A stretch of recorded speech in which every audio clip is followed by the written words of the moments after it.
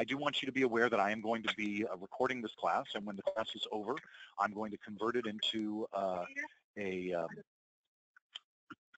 video that we'll post to YouTube if you request it, and then I will email you the link to it so that you can review the class again at your convenience if you care to.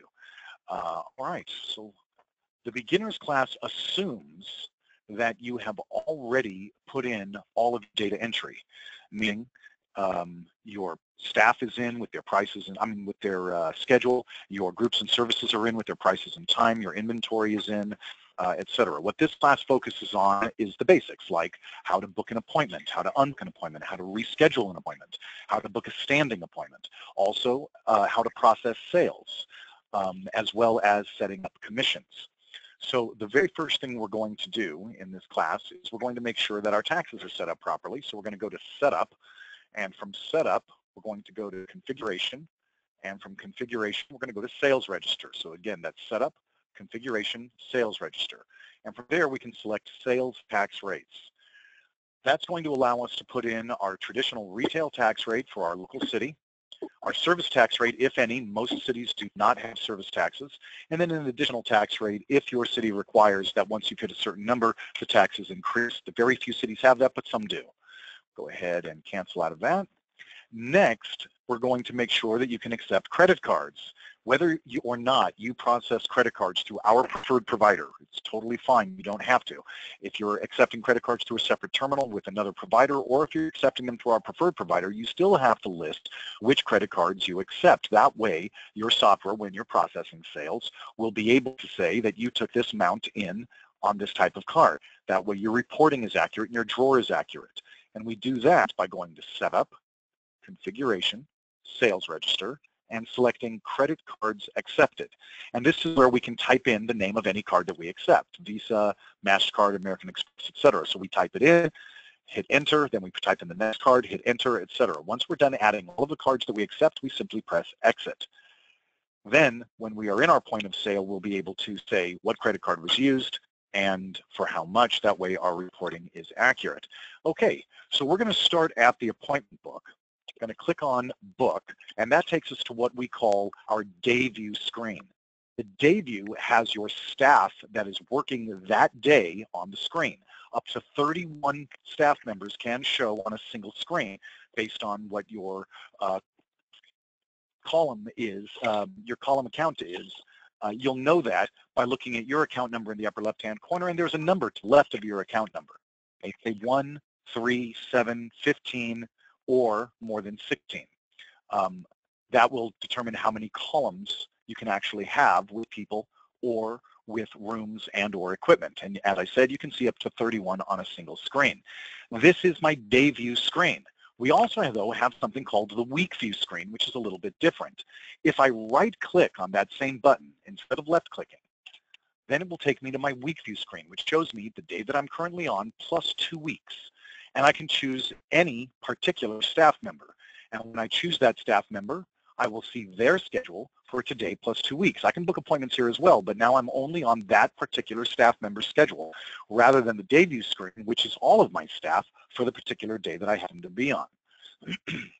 So starting with the Day View screen, we're going to talk about how we book a standard appointment. Stephanie, may I ask, are you a salon or a spa or both? A salon. Okay.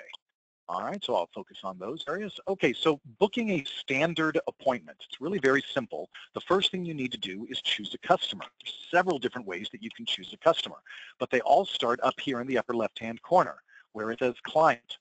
If I left-click on the Client button, it will allow me to choose a customer that's currently in my database.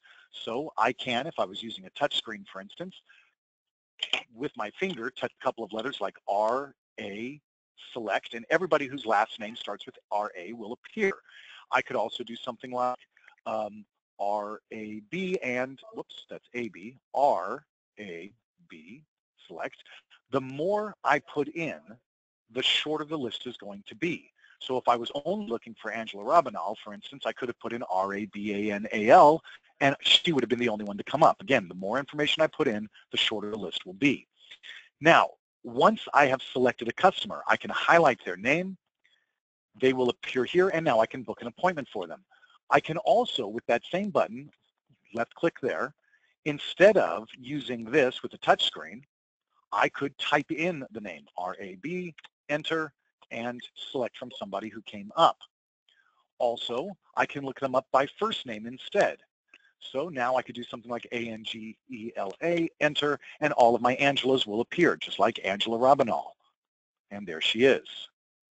I could also do it by telephone number. So I can put in either the entire number or a portion of the number, and everybody with that portion of the number in their telephone will appear. I could also, if I'm using the membership rewards program, I can even swipe a membership card to look a customer up. Finally, if I don't want to do any of that, but I still want to pull up somebody in my database, I can go right to this screen here, this little field right here next to client, and I can simply type in there, R-A-B-A, enter, and the people will come up. If there's more than one, it'll say pick from list, and I can use my drop down to choose their name. So lots of different ways to get a customer into the system. What if they're not in my database? Then I right click on that button, and now I can add somebody brand new. So I've got my customer. Now I'm going to choose from my list of groups that I offer. Now you may only have one group. You may have 20 groups. It's entirely up to you, and there could be even more groups than that. The group number is unlimited. I've got lots of different groups in here. I've got Botox and hair, IQ-Air, laser, light facial, massage, and micro, nails, skincare, skinner, waxing, wet services, and yoga classes. But I'm going to go with hair. So when I choose hair, you might have noticed that everything just shifted. And that's because only the people that provide services within my hair group will appear. So you might have, as a salon, you might have a group like haircuts and another group like chemical, where you're doing your perms and your colors and your single processes and double processes, your foils, etc. And then again, something like hair, where you're doing your haircuts for men, women, and children, your blowouts, things like that. So I've chosen my group, and then the list of services that are within that group will appear. So I might choose a service like my blow dry and curl. So I've got my client, my group, and my service. Then who do they want to book with and at what time? So if they would like to book with Kathy at 12 o'clock, under Kathy's name, I find the corresponding column that says, or row, excuse me, that says 12 o'clock. And there it is, 12 o'clock. So that's where I want my mouse to be. And I'm going to left click to block out the time. Time is now blocked out. I can now right click anywhere within that time and choose what type of customer they are. A no type means I don't care who I see. A request says they asked for Kathy. So I'm going to say no type, and the appointment is booked. So let's do that again very quickly. We'll choose a customer. We'll choose a group, choose a service. With Leslie at 11 o'clock, left click, right click. This time I chose a request, so I've got a purple strip down the side to let me know that they asked for Leslie, and the appointment is booked. That is standard appointment booking. Now we're going to do standing appointments. And by the way, please interrupt me with any questions that you might have as we're going along. Now what I'd like to do is a standing appointment. So I can go to this button that says standing appointments, and it brings up this window. I don't have to be in the appointment book in order to get here. I could, from the main menu, have gone to this appointments and selected standing appointments, and there's that window again. I even could have been in sales and gone to book appointments and chosen standing appointments, and there it is again. So how does it work? Well, I'm going to go to appointments, standing appointments, and the first thing I'm going to do is choose my customer. So I'm going to left click on my question mark here and pull up a customer, whoever they may be. So I'll go with Tersa Savadra here, and then who would she like to see? And I'm going to say that she wants to see Debbie. When does she want to see Debbie? I'm going to say she'd like to see Debbie on, oh, excuse me, not when yet. What does she want to get from Debbie when she comes in? And I'm going to say that she would like to get an anti-curl with haircut. That's a 2-hour-long service. Now, what day is going to be the first appointment she has with me for the anti-curls? And maybe she does an anti-curl every month. So I'm going to say today perhaps, or by using my plus sign, make it tomorrow. Plus again, now it's Friday. Plus again, now it's Saturday. My minus sign, Friday, Thursday, and back to today. Or I could choose the calendar button and choose any date I'd like. This is going to be my first appointment date. Then I can choose the time that she would like to come in for those services. So I may say something like 12 noon. Then my frequency, how often does she want to come in? So I might say every day, which would mean she's booking today and then tomorrow and the next day, etc. Or I could say something like once a week, every other week, every 3 weeks, every 4 weeks, all the way up to every 8 weeks. I'm going to say every 4 weeks. And then my number of visits. How many appointments do I want to book? I can book from 1 to 256 appointments. Now, understand, there's 52 weeks in a year. If I'm doing one every 4 weeks, and I chose 256 appointments, that would be 20 years worth of appointments. It's a little ridiculous. So what I may want to do instead is something like perhaps a dozen appointments. Once I've done that, oh, and by the way, we must choose the request type, just like we do whenever we're booking an appointment. She asked for Debbie, so it's a request. Once I filled in this information, I hit show. And that's going to be very important because I'm looking for this status. If the status says okay, that means the appointment can be booked. So July 5th at 12 o'clock is okay. August 2nd at 12 o'clock is okay. August 30th at 12 o'clock is okay, et cetera, et cetera. Now, excuse me, if it was not okay for some reason, maybe on August 30th, that's when Debbie's taking her vacation. She's leaving on the 25th and she's coming back on September 2nd. So then that appointment would have X's here instead of okay. And that would tell you that there's a problem with that appointment. Maybe Debbie's already booked at that time, or maybe Debbie is not even going to be there. I can highlight any appointment and I can choose an alternate operator or an alternate time. Maybe Debbie will be there that day, but she's already got an appointment at 12 o'clock. So if that was the case, I could still go with Debbie, but then choose a time like 1 o'clock or 2 o'clock or 3 o'clock, et cetera, based on what times are available for her. And only the times that are available will show. So if they're all okay, though, I can go ahead and simply book it. So I can press book, and the appointments are booked. So all 12 appointments were booked instantly, and if I were to go into my appointment book, I'd be able to see that today, Debbie is going to see Tirsa Saavedra for an anti-curl with haircut at 12 o'clock.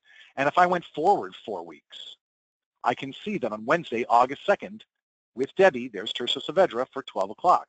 We'll go forward 8 weeks. And again, there's Debbie with Tirsa Saavedra at 12 o'clock, et cetera. It booked all 12 of my appointments out without any difficulty at all. And we'll go back to our current date by clicking on calendar and pressing today. And now we're back on July 5th. So there's Tirsa's appointment for July 5th, as I said, and the other 12 have all been booked out every 4 weeks. Any questions on what I've shown you so far? Nope, I'm following. All right. Okay, so then the next thing in the standing appointments, there's another button here that says auto standing. Auto standing is important because what if Tirsa is the person that has been coming to you for years and she's going to keep coming to you for years? Well, yeah, you could book it out for years like I showed you, but you could also click on the auto standing. And by clicking on auto standing when you're booking, let's say 12 appointments, every time Tirsa uses one of her appointments, it will automatically book another appointment 4 weeks out from the date of their last appointment. That means that she'll always be 12 appointments out in perpetuity, okay? That way you don't have to book 256 appointments, but you know that she's always going to be booked. All right, okay, moving on. That was standing appointments. Now we're going to talk about rescheduling appointments. So here's Trish Earl for a blow dry and curl. And she calls and says, oh, I'm so sorry, I can't make it at 11 o'clock. I'm running late. Can I come in at 1? Well, if Leslie's got the availability at 1 o'clock, sure. So what I'm going to do is I'm going to check this box that says reschedule. And by doing that, I can now drag this appointment to wherever I want, say 1 o'clock, and release. Left click, hold it down, drag it to 12 o'clock, and release. Left click, hold it down, drag it to 9 o'clock, and release. Bring it back to 1 o'clock, and release, etc. So moving an appointment around, really easy. Just check that box, and now I can grab an appointment and just move it somewhere else. What if Trish called and said, I can't make it today. What other times does Leslie have available this week? Well, what I'm going to do is I'm going to do the week view, but I'm going to do a shortcut to the week view by going to Leslie and right-clicking on her name. And by right-clicking on her name, the first thing I have is go to week view. So I click that. Now I'm in Leslie's week view. I can check my reschedule box, and I can move Trish's appointment to Friday, July 7th. Or I can move it to 1 o'clock on Monday, July 10th. Or move it to 10 o'clock on Wednesday, July 12th. Or bring it right back to 11 o'clock today. And then right-click on my current date and go to that day, and I'm right back where I was. That's rescheduling an appointment. Now, Trish might call and say, you know what, I can't make it at all today, nor do I know when I can come back. I will call you to reschedule. Okay, well then I'm not going to be rescheduling in the software. I need to unbook this appointment.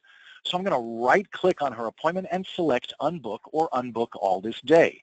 If I say Unbook, her appointment will in fact vanish if I hit yes. Are you sure you want to unbook this appointment? I say yes, it's gone.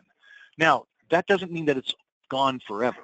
In fact, there is an appointment inquiry which allows you to see any appointment that was ever booked, but it won't be on the appointment book anymore because I've unbooked it. Now, if I right-clicked on that same appointment and selected Unbook All this day, some people are afraid of that. They think that if I press Unbook All this day, then Tersa's appointment's going to be unbooked, and Donna's appointment, and Angela's appointment, not just Trish's. No, of course not. If you select Unbook All this day, it'll do exactly the same thing as Unbook. The only difference is that if Trish had more than one appointment with me today, if she couldn't make just one of them, then I could right-click on that appointment and unbook it, leaving her other appointments. But if she said, I can't come in today, then I could unbook all this day and all of Trish's appointments would vanish, but just Trish's. So that makes sense.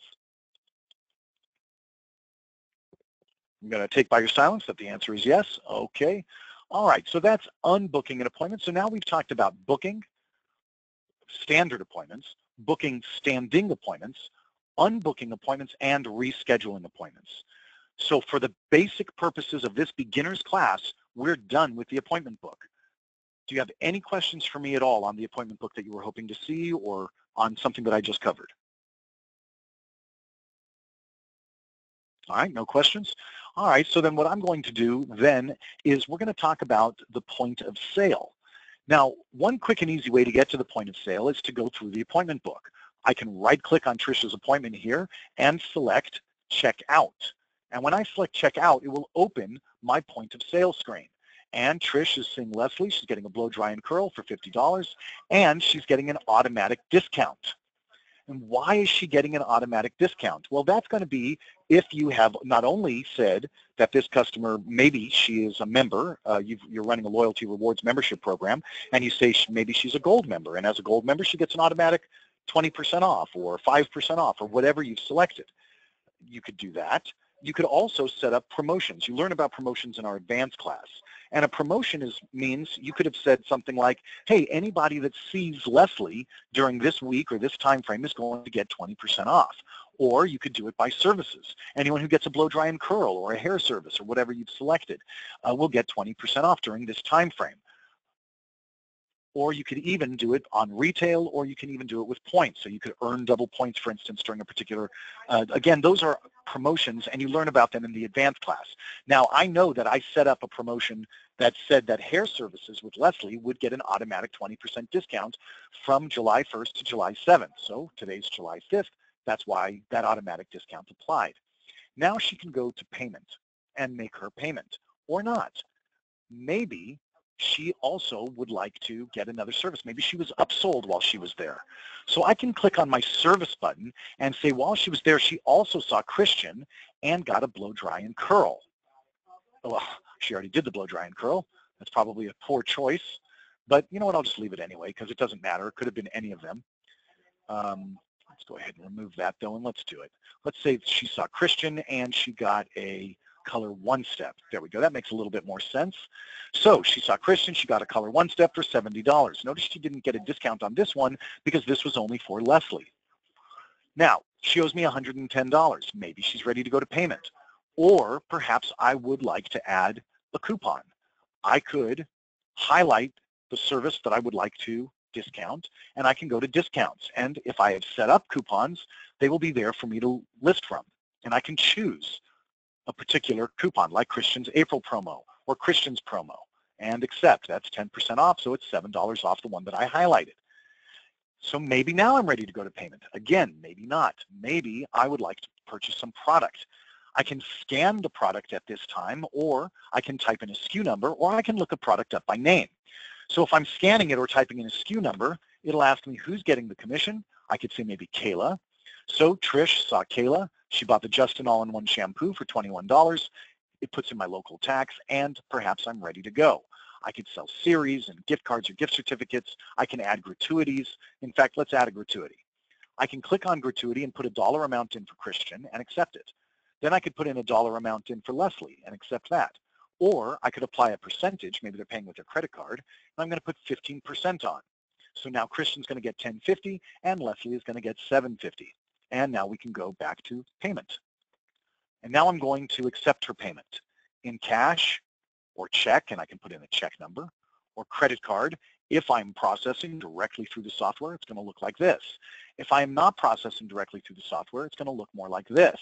And I can still choose what type of card they used, even though I'm getting my authorization through a separate terminal outside of the software. I could also accept a gift card or a gift certificate, and I can swipe a gift card here in this field, or I can type in the gift card or gift certificate number here. You cannot accept a gift card or gift certificate through the software if you have not sold the gift card or gift certificate through the software. That's how the software is aware of it. I can also accept series as a method of payment. What is a series? Perhaps a customer purchased the same service multiple times at once. So for instance, maybe you do, let's say, color touch-ups or root touch-ups. And a root touch-up, let's say, is $75. So she comes in every 4 weeks to get her root touch-up.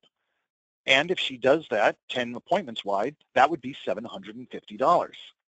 So you might say, you know what? If you buy all 10 root touch-ups right now, I'll give it to you for $600. That's $150 savings. Maybe it's a cash flow issue or something like that. So you can sell them a series. If the customer owns a series, it will be listed here. So it might say something like root touch-up series, 9 of 10 remaining, 8 of 10 remaining, 7 of 10 remaining, etc. That way you can actually use the series as a method of payment. Also, you can do on account. If your customer has given you a deposit, maybe it's a wedding party or something like that, they gave you $500. If you put it on account, it will reduce it from the $500 that they gave you. Another way to use on account would be if Trish here is, let's just say that she's your sister-in-law or she's your best friend, and she walks up to the front desk, she opens up her wallet and realizes that her credit card was left next to the computer at home last night because she was online shopping. And she says, oh my God, Stephanie, I left my credit card at home. And you say, don't worry, I know you're good for it. Pay me next time you come in, or come back later and pay, or whatever it may be. So you can select on account and press accept, and by doing that, it will show that Trish then owes you $143.94. You can run an on-account aging report that will show everybody that's owed you money for 30 days, for 60 days, for 90 days, however long it may be. Also, if you do allow this, and you allow it to go negative like this, then Trish can come in and pay that down just the same way she can put in a deposit. She can put money on account. So if she owes you $143.94, she can give you $143.94 on account, and it will then turn what she owes you into a zero. Are you part of a hotel or resort by any chance? No. You are. Okay. So then another option you have is the room charge. If you are, in fact, using our hotel interface, then when you select room charge, you can type in their room number, and it will then put this on information onto the folio so that they will pay it when they check out rather than actually paying you in the salon. So you're charging it to the room. You can also do a room inquiry. So I can click room inquiry and put in the room number. I can do it by account, by last name, or by gift card, but I'm just said by room number. So I can type in a room number, or if, like I said, if I put account or last name, I could type that in as well. And I could see if I did last name, it would show me the room that they're in. If I did room, I could put in a room number and it would show me the guests that are occupying that room to make sure that the person who is charging this to the room is okay to charge it to that room. Also, I can accept traveler's checks, which works precisely the same way as accepting personal checks. The only difference is in your closing report, it will differentiate between your personal checks and your traveler's checks. Then we have other. Other allows you to create your own methods of payment. So if you have unique methods of payment that are not cash, check, credit card, gift certificate, series, et cetera, maybe you have something like barter or trade. Your electrician came in and did your wiring, and so you gave him free services or her free services. So I've created one called barter. You can create any that you want. And then I could put in something like electrician or electrician's wife or whatever it is. So I can accept that payment as an other payment. That way my drawer is not off because I'm not accepting cash or check or credit card or anything like that. However, because I'm not taking this money in, my staff member can still get their commission on the $143.94 that was paid. Finally, I can also use the rewards points program. You learn about this in the advanced class, but I just very briefly want to explain to you, if your customer is on your points program, they can earn points like airline miles, and they can get discounts or freebies using those points in the future. And if you're using the app, they can even see how many points they have right from their smartphone, along with so many other things they can do. All right, so we're going to go ahead and accept payment.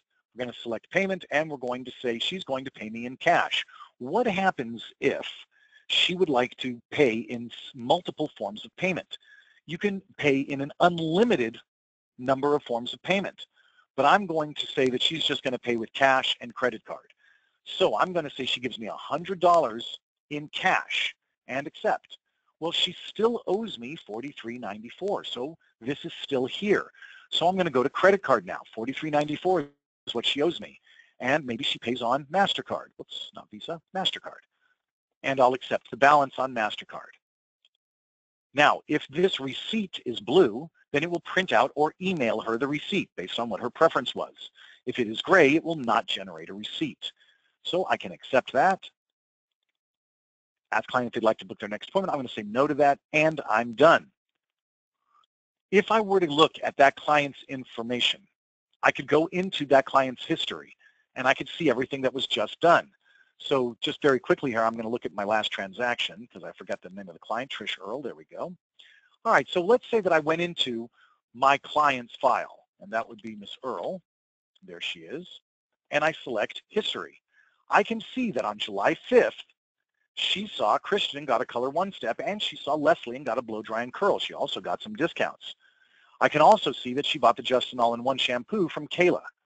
If I were to click on any part of this transaction and view that transaction, I can see everything that happened on it. She got a blow dry and curl from Leslie, and a discount was applied. She got a color one step from Christian, and a discount was applied. She gave a gratuity of $10.50 to Christian and a gratuity of $7.50 to Leslie, and she bought the Justin All-in-One shampoo for Kayla, and she paid $100 in cash and $43.94 on MasterCard. So everything about the transaction is available to me. You can even make changes to that transaction after it was done. You'll learn about that in the advanced class if you take it. And done. So that's processing a sale through the point of sale. Now you notice I did say that when a receipt is generated, it can be printed or emailed. That is handled in the client file itself. In the lower left-hand corner, there's an email receipts button. If that is gray, it will automatically print the receipt. If it is blue and you have their email address, it will automatically email the receipt. Okay. Any questions on anything we just covered before we continue? Nope, I'm all set. All right. Now there's a lot more that we have not talked about here. Modifying the price on at the point of sale, setting up pop-ups at the point of sale, adding a transaction note, selling a membership or selling a series or selling a gift card or gift certificate. But for the beginners class purposes, we're done with the point of sale, and we're about to move over to reports, unless you have any questions on the point of sale, maybe something you were hoping I was going to cover that I didn't. No, I don't have any questions. All right. Okay, then we're going to jump to reports, and let me see here, go to reports, and I have over 300 different reports that I'm able to choose from, including my commission reports. And I've got lots of different commission reports here. The commission reports are going to be based on what type of commission you've created. So how do we create commissions? We do that in payroll. In payroll, we go to employees, and we can add our employees into the system. Now I've said my next employee is going to be employee number 10. How do I know that? Because the number is there. And that also means that I have already added 9 other employees. Once you've added your employees, whether they are operators or just people that you pay by the hour, whatever it may be, they are each given a number and they can clock in and clock out with that number as well. But I'm talking about commissions here. So I'm going to go back to employees and I'm going to go to my commission schedules. And now I can go to my sliding commission. So this is my first type of commission. I don't have to use this type, but this is my first type. I'm going to go to add modify tables. First, I choose an employee, whoever they may be, like Chris here. And I can then, for my service sales, say from $0 to $1,499, Chris is going to get 50%. From $1,499 and a penny to $2,000, Chris is going to get 55%. From $2,000 and a penny to $2,500, 60%, etc. I can do up to 6 different scales just for service sales. Then I can go down here to retail and do the same thing. Up to 6 different scales for retail. From $0 to $500 is 5%. From $500 and a penny to $750 is 7.5%, etc. That's one way to set up commissions. Another way, employees commission rates. And I'm going to go to my service rates. This allows me to choose a particular employee, like Christian, and choose either a particular service that he offers, or I can select all services. And then I can put in a rate, like 50%, and accept. That means Christian is getting 50% on every service in the system. But what if he gets 50% on most of the services, but there's a handful that he gets a different percentage? I can, after I've done 50% for all services, because now 50% is applied to everything. Watch, if I choose abdomen, well, that's 50%. If I choose Anna curl and blow dry, it's 50%. If I choose a blow dry and curl, it's 50%. But I'm going to say, no, with the blow dry and curl, it's 45%. So now anything I choose is still 50%, but if I go to the blow dry and curl, it's 45%, so I can do that as well. That's another form of commission, straight percentages. Then I can go to employees, go to commission rates, and go to dollar amounts. This is the third type of commission that you can create. I can choose a specific stylist like Christian, and I can choose a specific service like a back facial, and I can put a dollar amount in. So it'll show me the actual service price, and then I can put in a dollar amount. So this service price is actually $65. I've said the amount is $32.50 that he gets for commission. Well, as you can see, just simple math tells you that's 50%. So you might say, well, then why didn't I just put him at 50%? Well, the reason for that is because what if you raise your prices? If he's at 50% and you raise your prices on that service, then he gets an automatic raise.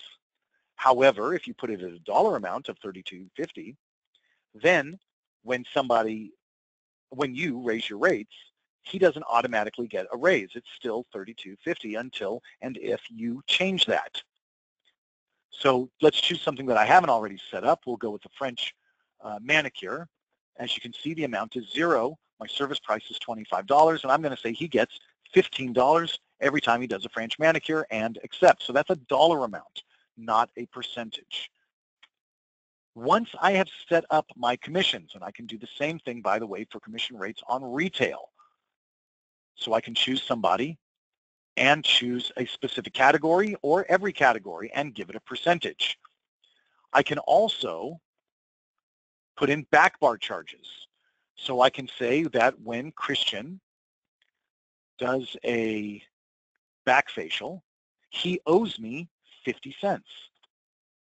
And I can accept that. That way, when I run a report for back facials or for his commissions, and if it includes a back facial, it will reduce it by 50 cents before it gives him his commission. This is what he owes you for doing that service because he's using your, perhaps your product or anything else that you may have purchased for him. So back bar is there for you as well. Once you have set up your commissions, then you can go to reports, go to sales, go to our operator reports, and go to our commission reports. Then these reports will work for you based on what type of commission you've set up for that employee. Standard rate, standard rate, standard rate, standard rate, standard rate with back bar. And then we can say, hey, what about dollar amount? Or what about sliding scale? without back bar, or sliding scale with back bar, etc. So lots of different reports to choose from. So we've learned a little bit about booking appointments, unbooking appointments, and rescheduling appointments, as well as booking standing appointments. We have also learned a little bit about processing sales through the point of sale and how to set up commissions. That is our beginner's class. Do you have any questions for me at all? Maybe something you were hoping I was going to cover in the class that I didn't, or on anything that I did cover? No, I'm pretty much good. All right, then my next question for you is, would you like this class emailed to you? Yes. Okay, and what is the email address you'd like me to send it to? Lucinda's hair at gmail.com. LucindaShair@gmail.com. Yes. Okay, all right, then I will have that out to you probably within the hour. Okay, thank you so much. My pleasure. Have a wonderful day, and thank you so much for attending the class. The people who know the most about the software are the people who like it the best. So I really do appreciate your time today. Have a great day. Thank you. Bye. Bye-bye.